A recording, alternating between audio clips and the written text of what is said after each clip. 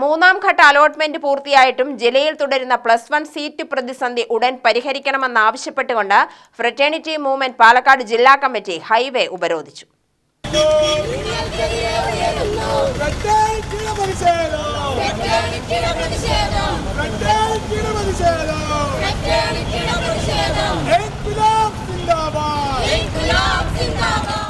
നിലവിൽ ജില്ലയിൽ +1 പ്രവേശനത്തിനായി അപേക്ഷിച്ച 45,893 വിദ്യാർത്ഥികളിൽ 18,830 വിദ്യാർത്ഥികൾക്കും സീറ്റ് ലഭിക്കാതെ പുറത്താണെന്നും ആയിരക്കണക്കിന് വിദ്യാർത്ഥികൾ സീറ്റില്ലാതെ പുറത്തുനിൽക്കുന്ന സാഹചര്യത്തിൽ +1 ക്ലാസുകൾ തുടങ്ങിയത് അനീതിയാണ് എന്നും സമരക്കാർ ആരോപിച്ചു.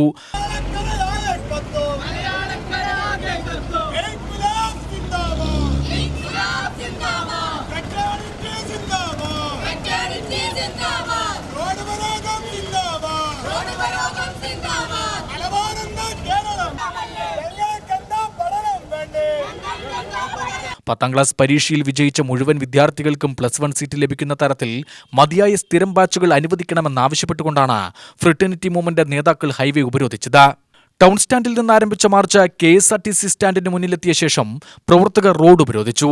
തുടർന്ന് പോലീസ് ബലം പ്രയോഗിച്ച് നേതാക്കളെ അറസ്റ്റ് ചെയ്ത് നീക്കുകയും ചെയ്തു.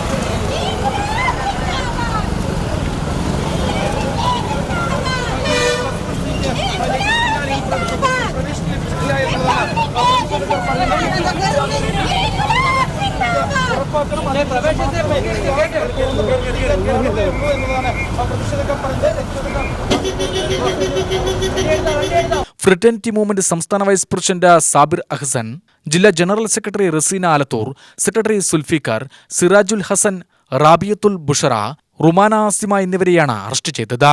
UTV news, Palakkad.